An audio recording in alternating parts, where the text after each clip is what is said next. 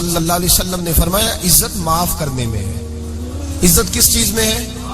بدلہ لینے میں عزت. یہ حقائق ہے. عزت بدلہ لینے، جس نے ایک تھپڑ کے جواب میں 2 مارے وہ باعزت نہیں.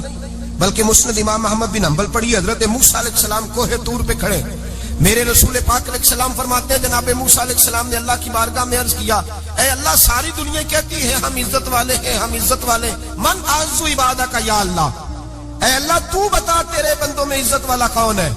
تو حضرت موسیٰ کہتے ہیں رب کریم نے فرمایا اذا قادر غفارا، جس کے پاس بدلہ لینے کی طاقت ہو پھر بھی معاف کر دے وہ بڑی عزت والا ہوا کرتا ہے. جو اینٹ کے جواب میں پتھر مار سکتا ہو، جو گولی کے جواب کے اندر 15 گولیاں مار سکتا ہو لیکن معاف کر دے وہ بڑی عزت والا ہے. عزت والا ہے جو معاف کرے. حضرت فخر جہاں دہلوی بہت بڑے درویش تھے، سلسلہ عالیہ چشتیہ کا بہت بڑا نام، اور اس صوفی کے آپ حالات پڑھیں تو رب کریم نے بڑا ہی نوازا ہوا تھا. دلی کی جامع مسجد کے خطیب، اور ان کی کرامت یہ تھی کہ جو آدمی آ کے سامنے کھڑا ہوتا تھا نا اسے بتانا نہیں پڑتا تھا کہ میرے دل میں کیا ہے، بتانا نہیں پڑتا تھا. سامنے آ کے کھڑا ہوتا تھا تو حضرت ہاتھ اٹھاتے تھے، کہتے تھے اللہ یہ بے اولاد ہے اسے اولاد عطا کر دے. دوسرا آ کے کھڑا ہوا، خوشی نہیں ہو رہی آپ کو؟ دوسرا آدمی کھڑا ہوا، دوسرا آدمی، اس نے آ کے کہا دعا کے لیے سامنے کھڑا ہوا تو حضرت کہنے لگے اے اللہ بیمار ہے. وہ کہتا میرے دل میں بات تھی مجھے بتانی نہیں پڑی. اتقوا فراست المؤمن فانه ينظر بنور اللہ.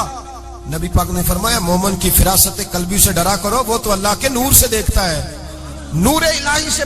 میں بیمار ہوں کہنا نہیں پڑا، حضرت نے دعا کر دی. اب جب اجتماع زیادہ ہو گیا، لوگ بڑھ گئے، دلی کی جامع مسجد کے باہر بھی صفیں بچنے لگی، تو بادشاہ کو ٹینشن ہو گئی کہ یہ مولوی میرے لیے مسئلہ ہی نہ بنا دے کل. اس نے ایک سازش رچی، ایک طوائف تھی، اس طوائف کو کچھ پیسے دیے، کہنے لگے ایکٹنگ کرنی ہے، کہنے لگی فکر نہ کریں. جمعے کا دن تھا، ہزاروں کا مجمع حضرت کے پیچھے جمعہ پڑھنے آیا. حضرت جمعے کی نماز پڑھا کے سیڑھیاں اتر رہے تھے، سائلین کا رش تھا، ادھر بھی لوگ تھے ادھر بھی لوگ. حضرت جا رہے، حضرت نیچے اتر رہے سیڑھیوں سے، دائیں بائیں لوگ ہیں. وہ بی بی آگے بڑھی اور اس طرح اس نے گفتگو شروع کی جیسے بڑا پرانا جاننے والی ہے. پتہ کیا لفظ ادا کرتی ہے؟ السلام علیکم. وعلیکم السلام. کیسی طبیعت ہے؟ رات تو پھر آپ آ گئے، ملاقات ہی نہیں ہو سکی. وہ معاف کیجئے گا اس وقت اس لیے آئی ہوں کہ آپ رات کو مجھے کھوٹے سکے دے گئے تھے، کھوٹے سکے، تو میں بازار گئی ہوں تو دکاندار نے لیے نہیں، تو یہ کھوٹے سکے. وہ جو دائیں بائیں لوگ تھے نا مد و جزر ہونے لگا، جو پیار میں کچے تھے وہ تڑپنے لگے کہ ہمارا پیر رات کو کہاں ہوتا ہے.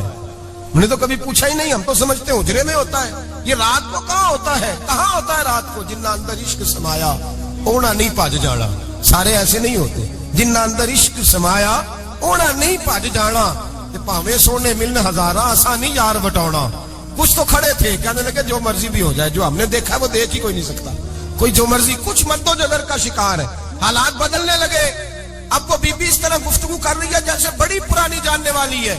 کہنے لگی کھوٹے سکے دے گئے تھے، دکاندار نے لیے نہیں. حضرت کے چہرے پہ کوئی شکن نہیں آیا.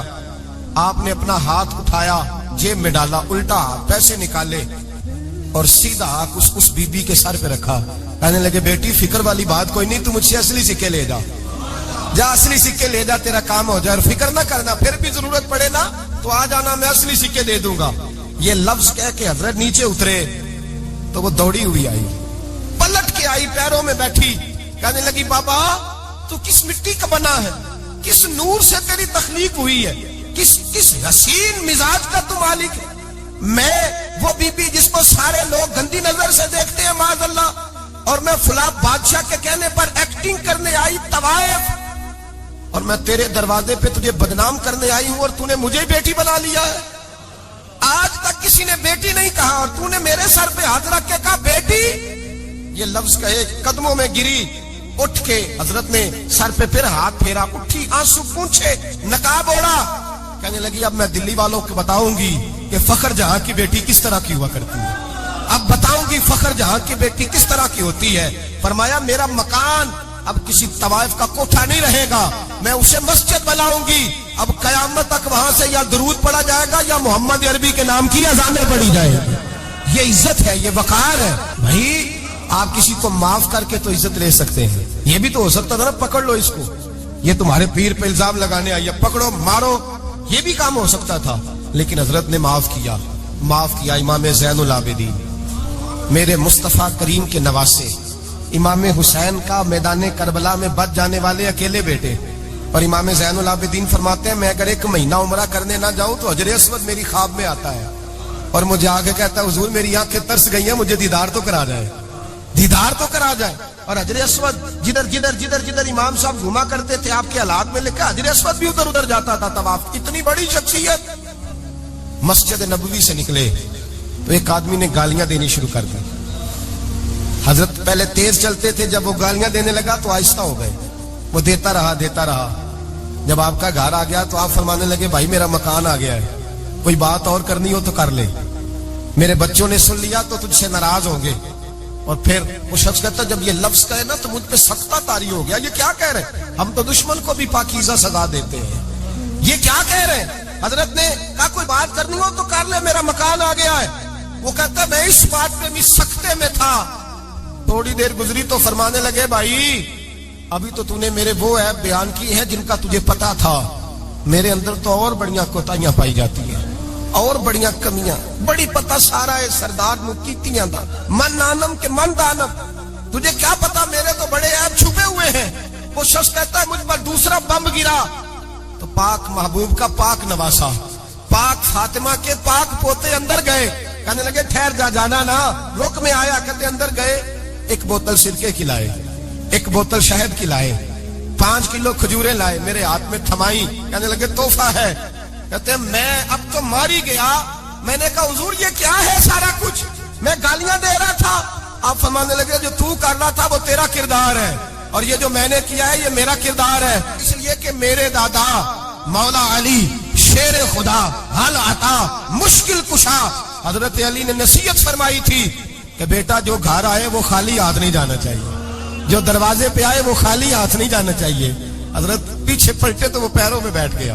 کہنے لگا حضور میں نے حسین کو نہیں دیکھا, میں نے علی فاطمہ کو نہیں دیکھا, میں نے مصطفیٰ کو نہیں دیکھا, پر آپ کو دیکھ کے لگتا ہے کہ ان کے اخلاق کتنے اعلیٰ ہوں گے, کتنے اعلیٰ ہوں گے. میں لعنت بھیجتا ہوں اس پر جس نے مجھے کہا تھا کہ زین العابدین کو برا کہو, کائنات میں اگر قصیدے پڑھنے چاہیے تو مصطفیٰ کی آل کے پڑھنے چاہیے, اگر تعریف کرنی چاہیے تو رسول اللہ کی آل کی کر. تیری نسل پاک میں ہے بچہ بچہ نور کا, تیری نسل پاک میں ہے بچہ بچہ نور کا, تو ہے نے نور تیرا سب گھرانہ نور کا. فرمایا آپ تو تعریف کے, تو بھائی یاد رکھیں آپ بدلہ لے کے عزت نہیں کرا سکتے, عزت تو معافی میں ہے, معافی میں عزت ہے. حضرت بایزید بستامی کے ساتھ یہودیوں کا پیشوا رہتا تھا. زیادہ تر مخالفتیں حسد کی وجہ سے ہوتی ہیں, حسد بنیادی وجہ ہوتی ہے. قرآن مجید نے کہا محبوب تیرے ساتھ جو زیادتی کرتے ہیں معاذ اللہ بے ادبی کرتے ہیں, حسد من عند انفسہم, ان کے دلوں میں تیرا حسد ہے. حسد بنیادی وجہ ہے اختلاف, حسد ہوتا ہے جو وجہ بنتا ہے. حضرت بایزید بستامی کے پڑوس میں یہودیوں کا پیشوا رہتا تھا, آپ کی مخالفت کرتا, ساری زندگی اس نے مخالفت کی. یہودیوں سے بڑا مانتے تھے, اس سے کوئی غلطی ہو گئی سارے اسے چھوڑ گئے. پہلے رئیس اعظم ہوتا تھا پھر غریب ہو گیا. ایک دن حضرت بایزید بستامی گھر آئے تو بچے کے رونے کی آواز آئی. زوجہ سے پوچھنے لگے اس کا بچہ کیوں روتا ہے, تو کہنے لگی آپ کو پتا ہے نا اب لوگ اسے چھوڑ گئے ہیں تو گھر میں دیا نہیں جلتا, بچہ چھوٹا ہے اندھیرے میں روتا ہے. رات گہری ہو گئی تو حضرت بایزید نے اپنے گھر سے دیا اٹھایا, اپنے گھر سے دروازے پہ دستک دی. وہ باہر آیا تو جناب بایزید کا انداز کیا ہے, اس نے مخالفت کی زندگی بھر. انداز کیا ہے, باہر آتے ہی نا آپ فوراً اس کو بولنے نہیں دیا. کہنے لگے بھائی سن لے, میں پہلے بھی آ سکتا تھا, دیر سے اس لیے آیا ہوں کہ گلیاں سنسان ہو جائیں, لوگ سو جائیں, تجھے اور مجھے کوئی نہیں دیکھ رہا ہے کہ میں ہوں دوسرا تو ہے, اور تو مجھے اچھی طرح جانتا ہے. بایزید وہ نہیں کہ جو نیکی کرے گا اور دنیا کو بتائے گا, میں تیرا راز بھی رکھوں گا. اور بچے تو معصوم ہوتے ہیں نا. فرمایا میرے بڑے ہو گئے تیرے چھوٹے ہیں, یہ پکڑ لے دیا گھر میں لے جا, اور میرا وعدہ ہے کسی کو ساری زندگی اس نے مخالفت کی. وہ شخص کہتا ہے مجھے بولنے کا موقع ہی نہ دیا, دیا دے کے چلے گئے. اگلی شام پھر آئی, رات گہری ہوئی تو پھر دروازے پہ دستک ہوئی. میں باہر گیا, نیا چراغ, نئی بتی, نیا دیا. کہنے لگے دیکھ کوئی نہیں دیکھ رہا, میں اس وقت آیا ہوں جب تنہائی ہو, اور تو مجھے جانتا ہے میں غلط بات بھی نہیں کرتا, یہ دیا رکھ لے, میں کسی کو بتاؤں گا بھی نہیں. کہتے چلے گئے.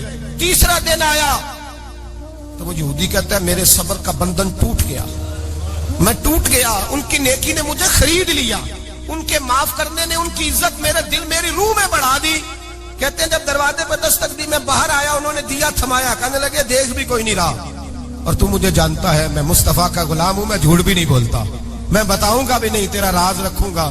کہتے انہوں نے دیا تو اس یہودی پیشوا نے شور مچانا شروع کیا, کہنے لگا مسلمانوں باہر نکلو, یہودیوں باہر آؤ, عیسائیوں باہر آؤ.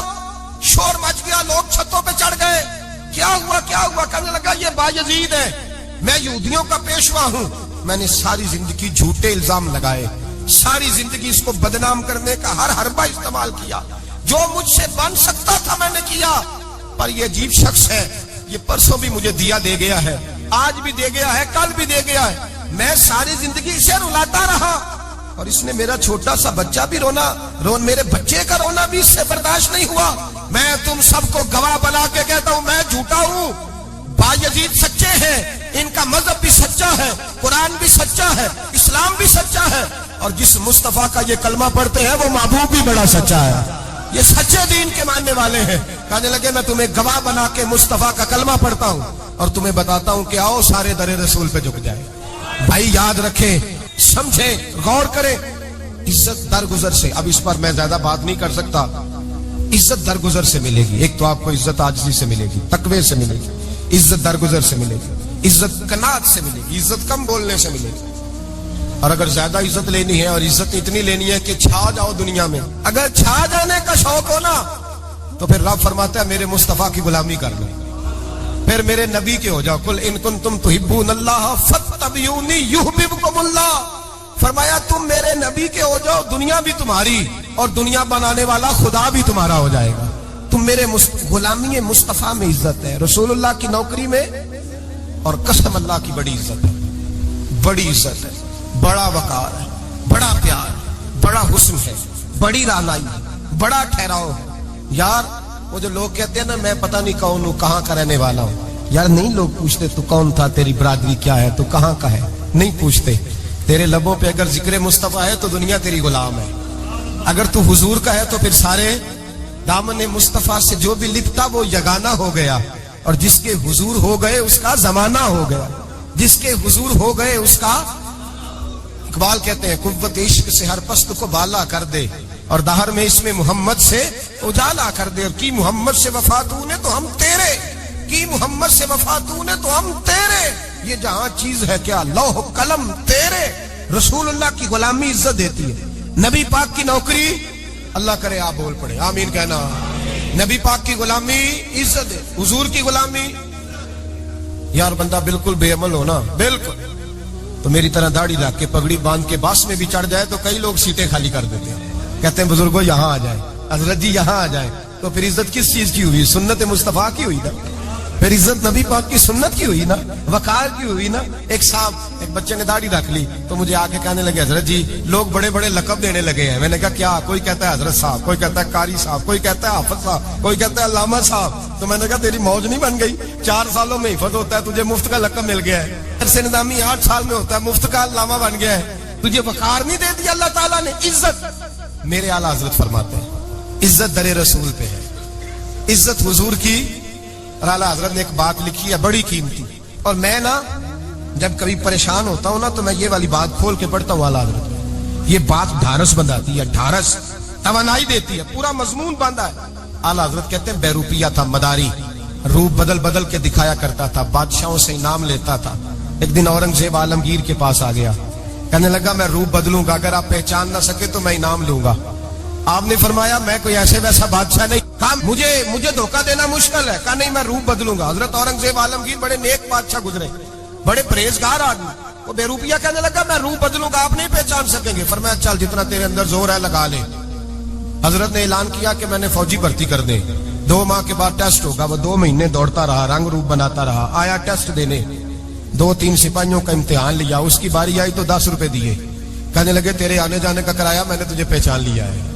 کچھ دنوں کے بعد جانے لگے سفر پر تو بھکاری آ گئے خیرات مانگنے, اس نے بھی سارے منہ پر سیاہی مال لی, کپڑے پھاڑ لیے, سر کے بال منڈا لیے, بھویں تک کٹا لی, بدرنگ ہو کے آیا. کاسا آگے کیا تو حضرت نے 10 روپے ڈالے, کہنے لگے تیرے آنے جانے کا کرایہ میں نے پہچان لیا ہے. کچھ دن گزرے تو ٹیچر کی ضرورت تھی, اس نے مونچھیں بڑی کر لی, داڑھی نکلی لگا لی, سر پہ جنا کیپ پہن لی, ایک شیروانی لے لی, اور ہاتھ میں چھڑی پکڑ کے آیا. کہنے لگا میں استاد ہوں، 2-4 بندوں کا امتحان لیا، اس کی باری آئی تو 5 روپے دیے، 10 روپے دیے، کہا تیرا کرایہ میں نے پہچان لیا۔ 2 سال گزر گئے، وہ جب بھی آتا حضرت پہچان لیتے۔ ایک دن سفر پہ جا رہے تھے، بہت بڑا لشکر تھا، جہاد کرنے جا رہے تھے اورنگزیب عالمگیر، تو دیکھا ایک پہاڑی ہے، پہاڑی پہ لوگ جا بھی رہے ہیں آ بھی رہے۔ اورنگزیب عالمگیر پوچھنے لگے یہاں کیا ہے؟ کہنے لگے ایک بابا جی بیٹھے ہیں، دعا کرتے ہیں، اللہ کے نیک بندے ہیں۔ اورنگزیب کہنے لگے یار پرانے لوگ سارے ہی اللہ والوں کو مانتے، یہ بھی مصیبت آئی ہے جتنی نہیں آئی ہے، سارے لوگ ہی مانتے۔ کہنے لگے ذرا میں دعا نہ کرا لوں، اچھے کام جا رہا ہوں۔ اورنگزیب بادشاہ تھے، بادشاہ لوگ نازک مزاج ہوتے ہیں، گھوڑے سے اترے، بڑی مشکل سے پہاڑی پہ چڑھے، اوپر گئے تو لائن لگی ہے، بابا جی کار میں بیٹھے۔ کہنے لگے میں نے ملنا، میں اورنگزیب ہوں۔ انہوں نے کہا ہمارا بابا اس طرح کا پیر نہیں کہ امیر آئے تو رنگ اور ہو، غریب آئے تو اور ہو، یہاں اگر ملنا ہے تو لائن میں لگ جاؤ، سب ایک جیسے۔ اب لائن میں کھڑے ہو گئے، 50 آدمی آگے تھے، کہتے ہیں 51واں نمبر تھا، تھک گیا دھوپ میں کھڑا کھڑا۔ جب میں پہنچا غار کے دہانے تو میں نے بابا جی کے چہرے پہ نظر ڈالی تو بڑا نورانی چہرہ، بڑی خوبصورت لب و لہجہ۔ میں نے کہا میرے جیسا آدمی بھی پگڑی باندھ لے تو اچھا لگنے لگ جاتا ہے، بڑا خوبصورت انداز۔ کہتے ہیں میں ان کے پاس اتحیات کی حالت میں بیٹھ گیا۔ میں نے کہا حضور میں جا رہا ہوں جہاد کرنے، دعا کرنا۔ بزرگوں نے ہاتھ اٹھائے، اللہ اس کی مدد فرما، دین کو غلبہ عطا فرما، اسے دین کا سچا پکا سپاہی بنا۔ پھر تھپکی دی، 2-4 نصیحتیں بھی کر ڈالی، دیکھنا ظلم نہ کرنا، زیادتی نہ کرنا، جب تو جیت فخر نہ کرنا، غرور نہ کرنا، نصیحتیں بھی کر دی۔ کہتے ہیں اب جب میں اٹھا تو 2-4 دینار بطور نذرانہ مسلح کے نیچے رکھے، اور الٹے قدم جب میں غار سے اترا انہوں نے رومال جھاڑا اور اٹھ کے کھڑے ہو گئے، کہنے لگے آج نہیں تو نے پہچانا، آج نہیں تو نے پہچانا، میرا انعام بنتا ہے، آج نہیں پہچانا، لا پیسے۔ اورنگزیب کہنے لگا یار تو نے حد کر دی، کہاں چڑھا کہاں کھڑا رہا، دھوپ میں تھک گیا، کمال کر دی بھائی تو نے، بتا تو کیا لے گا، اب تو دیکھ جلدی بتا، اب کتنے لوگ پیچھے دھوپ میں کھڑے ہیں، لشکر سارا کھڑا ہے، کیا لے گا؟ اس نے کہا سب سے قیمتی ہیرے وہ ہیں جو تیرے سر کے تاج میں لگے ہوئے ہیں، مجھے تیرا تاج چاہیے۔ او بھائیو سننا اور یاد رکھنا، میرے اعلیٰ حضرت کہتے ہیں بادشاہ نے سر کے اوپر سے تاج اتارا، بہروپیے کے قدموں میں رکھا اور کہنے لگے یہ لے، اور یہ تو تیرا مانگنے پر میں نے دیا ہے نا، میں واپس آتا ہوں تو آنا میں اپنی مرضی سے بھی تجھے دوں گا، تو نے اورنگزیب جیسے بندے کو دھوکہ دیا، آنا میں اس وقت بھی دوں گا۔ وہ دے کر بس بات ختم ہو گئی، حد ہو گئی، دے کر کہتے ہیں جب میں پلٹا نا واپس، بہروپیے نے آواز دی بادشاہ ٹھہر جا، تو میں نے پلٹ کے دیکھا تو کہنے لگے یہ اپنا تاج لے جا، اٹھا اور لے جا۔ میں نے کہا 2 سال بیت گئے تجھے محنت کرتے، آج قابو آیا تو لے جاؤں۔ کہنے لگا لے جا، مسئلہ سمجھ میں آ گیا۔ میں نے کہا مجھے بھی تو سمجھانا۔ کہتے ہیں وہ پھوٹ پھوٹ کے رویا، اس کی آنکھیں برس پڑی، سیلاب کی طرح آنسو بہ نکلے، تڑپا اور رو کے کہنے لگا بادشاہ میں نے جھوٹ موٹ رسول اللہ کی غلامی اختیار کی تھی، جھوٹ موٹ کی داڑھی، جھوٹ موٹ کی پگڑی، جھوٹ موٹ کا فقر، میں نے جھوٹ موٹ نبی پاک کا لباس پہنا ہے، تو تیرے جیسے بادشاہوں کے تاج میرے قدموں میں آ گئے ہیں۔ اگر میں سچ مچ رسول اللہ کا غلام بنوں گا تو اللہ کیا کچھ عطا فرمائے گا، اللہ کتنی نعمتوں سے نوازے گا۔ میرے اعلیٰ کیا فرماتے ہیں؟ اعلیٰ حضرت فرماتے ہیں فرشتے بھی کرتے ہیں تعظیم میری۔ کون جی؟ اللہ۔ ایسا عقیدہ بھی کم ملے گا جو بریلی کے امام کا عقیدہ ہے، ایسا بھی کم۔ کہتے ہیں فرشتے بھی کرتے ہیں تعظیم میری، کیوں؟ فرمانے لگے فدا ہو کے ان پر یہ عزت ملی ہے، فدا ہو کے ان پر یہ۔ حضرت سلمان فارسی گورنر تھے، کھانا کھا رہے تھے، دسترخوان بچھا تھا، رسول پاک صلی اللہ علیہ وسلم کا فرمان ہے روٹی کا لقمہ دسترخوان پہ گرے اٹھا کے کھا لو، اللہ تمہاری بخشش فرما دے گا۔ دسترخوان صاف ہوتا ہے، روٹی، بڑے گورنر تھے آپ، بڑے بڑے سفیر بیٹھے تھے، وزیر بیٹھے تھے، روٹی کا لقمہ گر گیا۔ آج تو لوگ فیشن میں عزت ڈھونڈتے ہیں نا، وقار ڈھونڈتے ہیں کہ میں جدید دنیا کے ساتھ مل جاؤں، میں معاذ اللہ لڑکی لڑکے اکٹھے بٹھا کے منگنی کروں تو میں ماڈرن شمار ہو جاؤں گا، میں بڑے بڑے ڈھول بجاؤں تو ماڈرن بنوں گا، میں اگر مہندی پہ سارے تماشے کر ڈالوں تو میں ماڈرن ہوں۔ دیکھو عزت کس بات میں۔ حضرت سلمان فارسی روٹی کھا رہے تھے، سفیر وزیر نہ جانے بڑے بڑے لوگ بیٹھے تھے، کھانا کھاتے کھاتے لقمہ گرا دسترخوان پہ، حضرت سلمان فارسی نے سمیٹا، منہ میں رکھا، پھر انگلی مار کے دسترخوان صاف کیا۔ ایک صحابی کان میں کہنے لگے سلمان کیا کر رہے ہو، کیا کر، آپ گورنر ہے، سوچئے تو صحیح، یہ لوگ کیا کہیں گے دنیا دار کے مسلمانوں کو روٹی نہیں ملتی، اٹھا اٹھا کے کھا رہے۔ کان میں بات کی، کان میں۔ حضرت سلمان فارسی کان میں جواب دے سکتے تھے، کہہ سکتے تھے نہیں ایسے ہی کرنا ہے، انہوں نے کان میں بات کی، لیکن جناب سلمان فارسی اعلیٰ اعلان بولے کہنے لگے ان 4 5 6 دنیا داروں کے لیے میں اپنے نبی کا طریقہ چھوڑ دوں, اپنے رسول کی سنت چھوڑ دوں؟ یہ 4 5 دنیا داروں میں کھجوریں اتارتا تھا, نوکریاں کرتا تھا. یہ جو میرے سر پر عزت کے بال ہیں یہ محمد عربی کے اگائے ہوئے ہیں, رسول اللہ کے اگائے ہوئے ہیں. اور بھائیو حد ہو گئی. حضرت بلال رضی اللہ تعالیٰ, حضرت بلال آئے جناب عمر سے ملنے. کیسے وہ کس طرح بھی آئے تو عمر خاطر میں نہ لائے, پر بلال حبشی دروازے پہ داخل ہوئے تو فاروق اعظم نے کرسی چھوڑ دی, ہاتھ باندھ کے کونے میں کھڑے ہو گئے. کالا رنگ ہے, نام بھی لکھنا نہیں جانتے, زمانے میں تعارف کوئی نہیں. حضرت عمر نے ہاتھ باندھا ہے. لوگ کہنے لگے عمر تو کیسے ہو, کس طرح سے نہیں ڈرتا, یہ کون آ رہا ہے جس کے لیے تیرا اتنا استقبال ہے؟ حضرت عمر کہنے لگے چپ کر جاؤ, اس کی بات نہ کرنا, اسے آنے دو, اس کی بات نہ چھیڑنا. حضرت سیدنا بلال آئے, کہنے لگے امیر المومنین کیا کر رہے ہو؟ فرمایا نہیں چپ کر یار.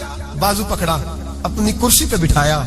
حضرت بلال کہنے لگے حضور میں غلام ہوں, مجھے تو طریقے بھی نہیں آتے ان کرسیوں پہ بیٹھنے کے, میں تو غریب ماں کا بیٹا, غلام باپ کی اولاد, سلیقہ, یہ آپ کیا کر رہے ہیں؟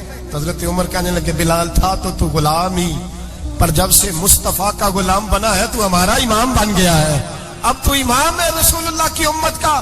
فرمایا وہ مجھے دن یاد ہے جب مکہ فتح ہوا تھا, بت ٹوٹ گئے تھے, بڑے بڑے سردار تھے, اور میرے نبی نے فرمایا بلال سے کہو کعبے کی چھت پہ چڑھ کے اذان دے. تو لوگوں نے کہا حضور یہ سارے جل گئے ہیں, کسی اور کی ڈیوٹی لگا دے. حضور نے فرمایا چپ کرو, بدر میں مار کھا کے اذان پڑے تو بلال, احد میں پتھر برسے اذان پڑے تو بلال, تپتے صحراؤں میں پڑے تو بلال, ہر جگہ مار کھائے تو بلال. اور آج اگر اللہ نے عزت دی ہے تو میں لوگوں کو دیکھ کے بلال کو عزت نہ دوں؟ میں بتانا چاہتا ہوں کہ رسول اللہ کی غلامی میں عزت ہے.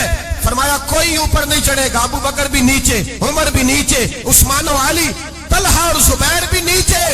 آج یہ حبشی غلام کعبے کی چھت پہ چڑھے گا اور میں دنیا کو بتاؤں گا کہ اصل عزت اسی کے پاس ہوتی ہے جو رسول اللہ کا غلام ہوا کرتا ہے. بھائی یاد رکھیں عزت حضور کی غلامی میں ہے. نہ یہ دیکھو میری برادری کیا کہتی ہے, رمضان کا مہینہ ہے, 10واں روزہ ہے, حضرت خدیجہ کا یوم وصال ہے.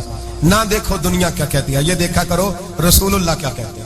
نبی پاک چھوڑ دو ساری دنیا کے دھوکے, سارے فیشن, ساری رسومات, ساری تہمات چھوڑ دو, سیدھی توجہ مدینے والے محبوب کی طرف کرو, جیسے حضور کہیں ویسے کرو. قول کا نہیں تھا حضور اللہ نے آپ کو جوان اور خوبصورت بیویاں دی ہیں, پر میں جب بھی سنتی ہوں جناب خدیجہ کا ذکر ہی سنتی ہوں. میں نے رشک کے انداز میں کہا, کہتی میں بات کہہ کے خاموش ہو گئی, اور جب میں نے نظر اٹھا کے دیکھا تو حضور کی آنکھوں میں آنسو. نبی پاک صلی اللہ علیہ وسلم کا یہ انداز دیکھا تو میں نے کہا حضور میں رب رسول کی بارگاہ میں توبہ کرتی ہوں, ہم تو رو دیے. تو حضور فرمانے لگے عائشہ یہاں جو بھی آیا ہے نا وہ سکھوں اور آسانیوں کے دنوں میں آیا ہے, اور خدیجہ میری ان دنوں کی ساتھی تھی جو میرے تکلیف کے دن تھے, میری آزمائشوں کی, میری پریشانیوں کی میری ساتھی تھی. جب لوگ مجھے تکلیف دیتے تھے میں گھر جاتا تھا تو مجھے کہتی تھی حضور آپ تو صلہ رحمی کرتے ہیں, غریبوں کا بوجھ اٹھاتے ہیں, آپ تو لوگوں کے ساتھ محبت سے پیش آتے ہیں, حضور آپ پریشان نہ ہو, آپ کا رب آپ کو ہمیشہ عزت ہی عطا فرمائے گا. فرمایا وہ میری تکلیفوں کی اسے کیسے, میرے بھائی رشک کیا لوگوں نے ایک دوسرے پر, حسد نہیں کیا. ہم تو نہ جی اپنی مرضی کے فیصلے کرتے کرتے پیچھے رہ گئے. ہم نے لوگوں کو پیچھے کرنے کا سوچا تھا لیکن ہم سب سے پیچھے رہ گئے. ہم نے سیاست اور سازش کی تھی کہ کچھ لوگوں کے دلوں پہ پیر رکھ کے میں اپنا قد اونچا کروں گا, کچھ کے سینوں پہ پیر رکھ کے, لیکن ایسا نہیں ہوتا, یہ ہوتا نہیں. آپ کسی کی جگہ نہیں لے سکتے, اس لیے کہ رب نے سب کی جگہ اپنی اپنی بنائی ہوئی, سب کی جگہ. ہاں ایسا ضرور ہوتا ہے کہ کئی دفعہ نا ہم اپنے مقام کو گرا لیتے ہیں. وہ کسی نے کہا تھا کہ ایسا نہیں کہ تیری جگہ کوئی اور آ گیا, لیکن تیرا مقام بھی اب تیرا نہیں رہا. ہوتا یہ ہے کہ ہم نہ گرا لیتے ہیں اپنے آپ. اگر ہم رشک کا ماحول پیدا کریں, رشک کا, اور ہم کہیں کہ کیا بات ہے میں بھی سفر کروں گا, اس جانب جاؤں گا, بجائے یہ کہنا کہ فلاں آدمی بڑا آگے نکل گیا ہے, یہ کر کے نکل گیا ہے, وہ کر کے نکل گیا ہے, یہ کہنا کہ یار میں بھی رب کریم کی اس مدد کو تلاش کرتا ہوں جس کی برکت سے اللہ نے اس پر فضل فرمایا ہے. امام غزالی فرماتے ہیں 3 لوگوں میں حسد زیادہ ہوتا ہے, بغض زیادہ پیدا کر لیتے ہیں. اب چونکہ مضمون ہے تو ساری بات کھول کے ہی کرنی پڑے گی نا. فرماتے ہیں 3 لوگوں میں حسد، بڑے عہدے والوں میں حسد زیادہ ہوتا ہے. یعنی صوبائی وزیر کہتا ہے کہ حق میرا ویسے وفاقی وزیر کا تھا، اور وفاقی وزیر کہتا ہے کہ جتنا میرا تجربہ ہے نا مجھے بنایا وزیر اعظم ہی جاتا تو بات ٹھیک تھی. حسد زیادہ، بڑے عہدے والوں میں حسد، اور امام غزالی فرماتے ہیں مالداروں میں حسد زیادہ ہوتا ہے. غریب نے غریب سے کیا جلنا ہے؟ جلنے کو شاہی کوئی نہیں، کس سے جلیں گے؟ غریب تو بیچارہ 4 روٹیاں ہوتی ہیں تو کہتا ہے چلو ٹھیک ہے آ جاؤ دونوں مل کے بیٹھ جاتے ہیں. غریبوں کے دوست بھی غریب. امیر حسد کرتے ہیں، وہ سودے پہ سودا کرتے ہیں، وہ ایک دوسرے کی کمزوریاں بیان کرتے ہیں. میں نے گاہکوں کو نفع لیتے دیکھا ہے، فلانے سے مال لیتے تھے جی اس نے بڑا تنگ کیا تو کہتا ہے اسی طرح کا تو مجھ سے خریدا کر. لوگ استعمال کر جاتے ہیں. وجہ بیچ میں کیا ہوتی ہے؟ حسد، عداوت، خرابی ہوتی.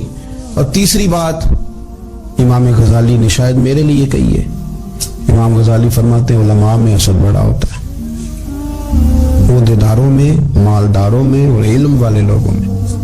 وہ بھی اللہ کی تقسیم پر راضی نہیں ہوتے، چونکہ وہ سمجھتے ہیں مجھے یہ لفظ آتے ہیں، میری قابلیت زیادہ ہے، میں زیادہ پڑھا لکھا ہوں تو یہ منصب بھی میرا تھا، یہ کام بھی میرا تھا، یہ بھی میرے پاس ہونی چاہیے. ایسا نہیں ہوتا، یہ تو رب کریم کی عطا ہے. میں کئی دفعہ کہہ چکا ہوں کہ کام لینے پہ آئے تو میرے جیسے بیکار آدمی سے کام لے لے، یہ اس کی عطا ہے. اب ہمیں کرنا کیا ہے؟ ہمیں اس کی تقسیم پر راضی رہنا ہے، اس کی تقسیم پر قربان جائیں. رسول پاک علیہ السلام سے صحابی نے پوچھا حضور عزت کیا ہے؟ فرمایا جو رب نے تجھے دیا اس پہ راضی ہو جا، اللہ عزت عطا کر دے گا. قناعت کر، جو اللہ نے تجھے دیا اس پر قناعت کر، اللہ تجھے عزت دے دے گا. حضور ذلت کیا ہے؟ فرمایا لوگوں سے لالچ نہ رکھنا تو ذلیل ہو جائے گا. لالچ نہ کر. تیزی کے ساتھ پرموٹ ہوتی ہیں چیزیں، ہمیں سازش کرنی آتی ہے. ہمارا خیال ہوتا ہے کہ میں نے دوسروں کے پیسوں پہ کاروبار کرنا ہے. ہمارا خیال ہوتا ہے کہ پالٹی ڈال کے روٹی کھانی ہے. ہمارا خیال ہوتا ہے کہ کسی بندے کو کس طرح استعمال کرنا ہے. یاد رکھ لینا، کبھی بات نہ بھولنا، جو لوگوں کو استعمال کرنا چاہتا ہے وہ ساری زندگی استعمال ہوتا رہتا ہے. جو کسی شخص کو کسی مقام پر رسوا کرنا چاہتا ہے اپنی عزت بچا نہیں پاتا. جو آدمی لوگوں کو حقیر جانتا ہے اللہ اسے کبھی عزتیں عطا نہیں کرتا، وہ گڑھوں کے اندر گرتا چلا جاتا ہے. یاد رکھیں جو عزتیں دینی شروع کر دے رب اسے باعزت بنا دیتا ہے. جو پیار کرنا شروع کر دے معاشرے میں لوگ اس سے پیار کرنے لگ جاتے ہیں. جو کسی دیکھیں اگر ہم وہاں سے مانگے جہاں سے سب کو ملتا ہے تو پھر بندوں پر اتنی نظر رکھنے کی ضرورت باقی رہتی نہیں ہے. ادھر دیکھیں رشک کریں گے تو لالچ سے بھی بچیں گے، حسد سے بھی بچیں گے. بخاری مسلم میں حدیث ہے، حضرت ابو ہریرہ رضی اللہ تعالیٰ عنہ کہتے ہیں حضور کی بارگاہ میں حاضر تھے تو کچھ غریب لوگ حاضر ہوئے، غربا. انہوں نے عرض کی یا رسول اللہ صلی اللہ علیہ وسلم ایک گزارش کرنے آئے. حضور نے فرمایا کہو. یا رسول اللہ امیر تو ہم سے آگے نکل گئے. حضور نے فرمایا کس بات میں؟ عرض کی حضور نمازوں میں نہیں ہم گزرنے دیتے، اتنے نفل وہ پڑھتے ہیں اتنے ہم بھی پڑھ لیں گے. صحیح بتانا صحیح. آج کل یہ نمازوں کا مقابلہ بھی ہے کہ نفل میں نے زیادہ پڑھنے، عبادت میں نے. ہمارے صاحب رحمۃ اللہ علیہ فرمایا کرتے تھے آستانوں پہ گدی نشینوں کا تو رولا ہوتا ہے، اللہ اللہ کرنے کا رولا نہیں ہوتا. یہ تو شور ہوتا ہے کہ سجادہ میں ہوں سجادہ، اور سب نے کوئی نہ کوئی کہانی سنائی ہوتی. کہتے نہیں ابا جی مجھے کہہ گئے تھے کان میں. دوسرا کہتے نہیں مجھے لکھ کے دے گئے تھے. تیسرا کہتا تمہیں تو پتہ ہی نہیں، تم تھے ہی نہیں، عمرے پہ تو میرے ساتھ گئے تھے. جو میرے ساتھ ان کا معاہدہ ہوا وہ خانہ کعبہ میں ہوا ہے، لہذا میرا پہلا نمبر ہے. سب کے پاس کوئی نہ کوئی معاملہ ہوتا ہے. یہ سارے کام کوئی ضروری نہیں. ضروری کیا ہے کہ وہ جو کہتے تھے کرو، جس نے سب سے زیادہ کر کے دکھایا وہ زیادہ جانشین ہے.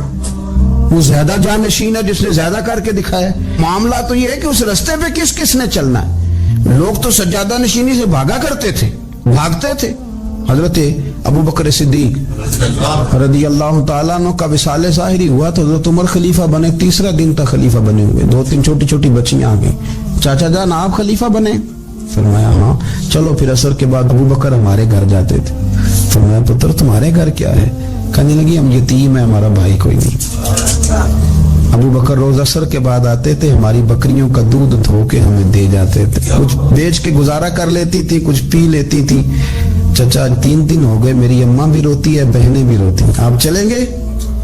تو جناب سیدنا عمر فاروق کہتے ہیں میں نے دستار سر پہ رکھی اور پٹکا میں نے اپنے کندھے پہ رکھا, بیٹیاں آگے آگے میں پیچھے پیچھے روتے جا رہے ہیں. ایک صحابی نے پوچھا عمر کیوں رو رہے ہو؟ کہنے لگے یار یہ ابو بکر کتنا مشکل رستہ دے کے گیا, کتنا مشکل رستہ ہے اس کے طریقے پہ چلنا. یہ لوگ تو سجادہ نشینی اتنا کٹھن کام تھا, لوگ بھاگا کرتے تھے. شوق آ گیا اب رسول کریم علیہ السلام کے حضور ناز حاضر ہو کے عرض کی حضور امیر آگے گزر گئے, نمازوں میں نہیں ہم گزرنے دیتے, ہم ان سے زیادہ پڑھیں گے, نفلوں میں نہیں گزرنے دیتے, زیادہ پڑھیں گے. یا رسول اللہ صلی اللہ تعالی علیہ وسلم ہم انہیں نا تلاوت قرآن پاک میں نہیں آگے گزرنے دیں گے, وہ ہم زیادہ پڑھیں گے. لیکن حضور وہ مالدار ہیں, غلام آزاد کرتے ہیں, صدقات کرتے ہیں, خیرات, اس کا ہم کیا کریں؟ حضرت سیدنا ابو ہریرہ فرماتے ہیں کہ جواب تو حضور نے بعد میں دینا تھا, اور جب ان کا سوال ختم ہوا تو میں نے حضور کا چہرہ نور دیکھا تو رسول پاک کا چہرہ خوشی سے کھلتا ہوا مجھے نظر آیا. گویا یہ جو رشک ہے نا کہ نیکی میں آگے گزرنا, یہ حضور کو اتنا پسند آیا کہ ان کے سوال سے حضور بڑے راضی ہوئے. کریم فرمانے لگے, حضور فرمانے لگے میں تمہیں ایک وظیفہ بتاتا ہوں, تم وہ پڑھو, امیر جتنی بھی نیکیاں کریں گے نا اللہ تمہیں ان کے برابر ثواب دے دے گا. لے لو نسخہ, یہ کرو کام. یا رسول اللہ بتائیں, فرمائے رات کو نا 33 بار سبحان اللہ پڑھا کرو, 33 بار الحمدللہ پڑھا کرو, 34 بار اللہ اکبر پڑھا کرو. اب جتنی بھی نیکیاں امیر کریں گے نا تمہارے وظیفے کی برکت سے اللہ تمہیں ان کے برابر ثواب عطا کر دے. اب جناب ابو ہریرہ کہتے میں نے ان کے چہرے دیکھے تو مجھے یوں محسوس ہوا کہ جس طرح کسی بندے کی کھوئی ہوئی رقم مل جائے تو وہ راضی نہیں ہوتا. کھوئی ہوئی رقم مل جائے تو بڑا جیسے کوئی اس کے ہاتھ, چلیں اپنا ترجمہ کر لیتے ہیں, کمیٹی نکلنے پہ نہیں بندہ بڑا راضی ہوتا کہ 11 مہینے سے دے رہا تھا 10 مہینے سے چلو نکل ہی جائیے, شکر ہے اللہ کا, بڑا خوش ہوتا ہے بندہ, بڑا راضی ہوتا ہے. اس طرح ان لوگوں کے چہرے کھل اٹھے, کیا بات ہے حضور, بس اب نہیں ہم گزرنے دیتے. گھر چلے گئے, وظیفے پڑھنے لگے. کچھ دنوں کے بعد ان میں سے کچھ لوگ واپس آئے. حضرت ابو ہریرہ کہتے ہیں مجھے چونکہ وہ پرانی بات یاد تھی تو میں دلچسپی سے ان کا آنا جانا دیکھنے لگا. وہ کریم کی بارگاہ میں آ کے بیٹھے تو ان میں سے ایک شخص بڑی پریشانی کے ساتھ کہنے لگا حضور بڑی پریشانی لگ گئی. فرمایا کیا ہوا؟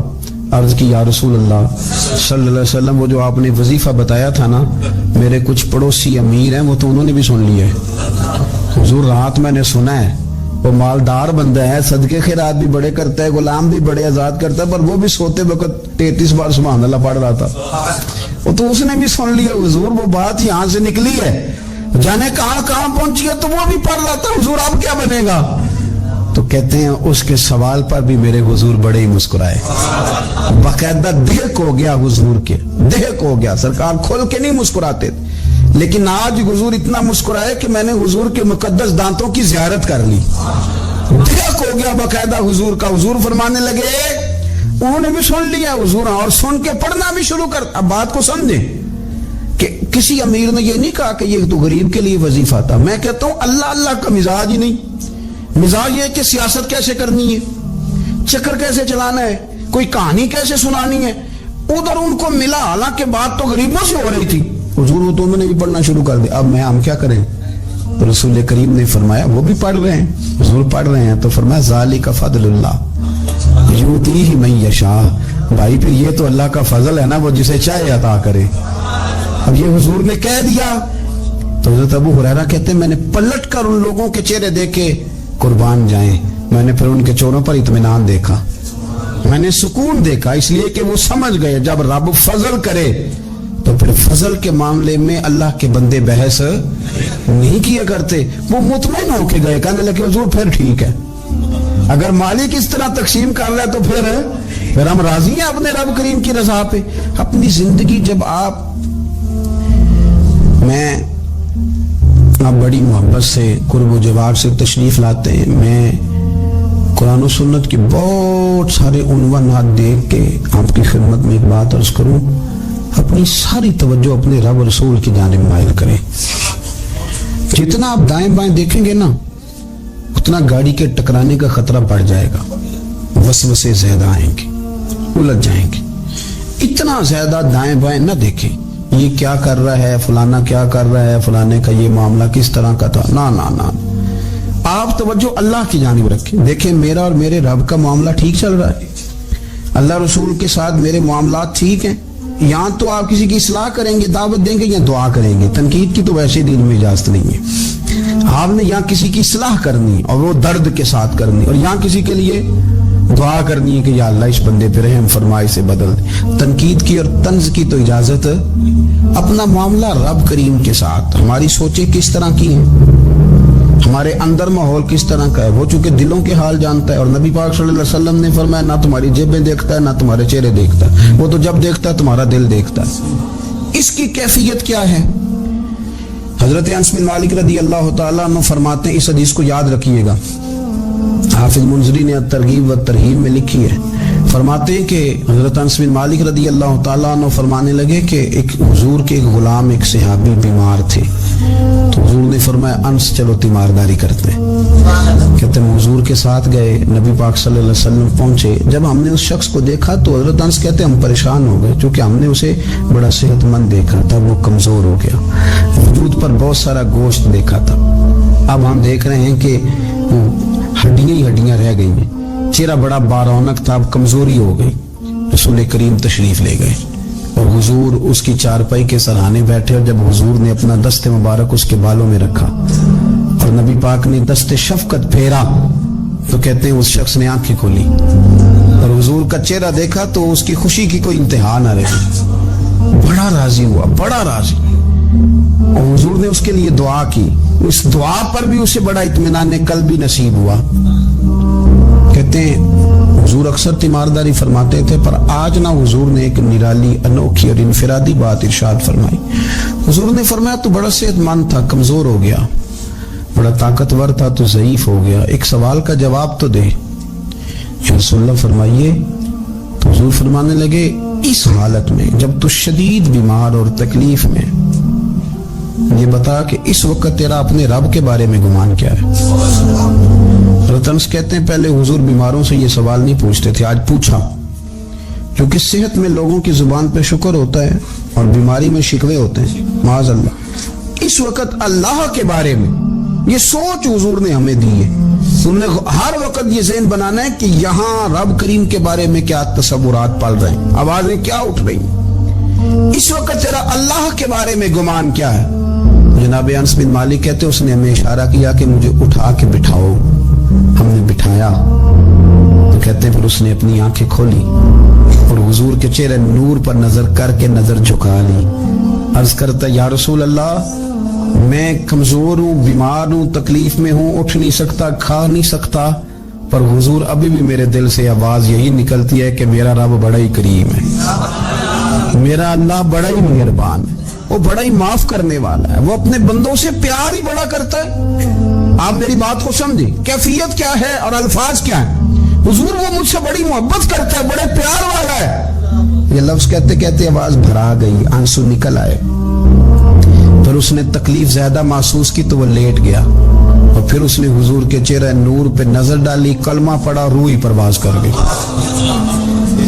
حضرت انس بن مالک فرماتے ہیں ہم اس کے گھر سے نکلے اور جب حضور اس کے کمرے سے باہر آئے تو رسول کریم نے پلٹ کر رک کر پھر پیچھے دیکھا اور فرمایا انس اگر کسی جنتی کی زیارت کرنی ہے تو میرے اس غلام کا چہرہ دیکھ لو.